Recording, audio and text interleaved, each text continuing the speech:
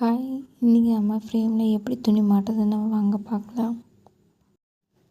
இப்போ நம்ம நாடாஸ்தின ஃப்ரேமை கீழே வச்சுட்டு அதுக்கு மேலே துணி விரிச்சிட்டு அதுக்கப்புறம் இந்த ஃப்ரேம் மாட்டணும். இப்போ வச்சதுக்கப்புறம் ஃபிட் ஆனதுக்கப்புறம் டைட் பண்ணிக்கணும். இப்போ கிளாத் நல்லா டைட்டாக இருக்கணும். இப்போ லூஸாக இருக்கிற பக்கம் நம்ம துணி கிளாத் இழுக்கணும். இப்போ கிளாத்து டைட்டாக இருந்தால் தான் ஆரி ஒர்க் போடுறதுக்கு ஈஸியாக இருக்கும், கரெக்டாக வரும். ஸோ இப்போ உங்களுக்கு எவ்வளோ லூஸாக இருக்குன்னு காமிக்கிறேன். இந்த மாதிரி டைட்டாக இழுக்கணும்.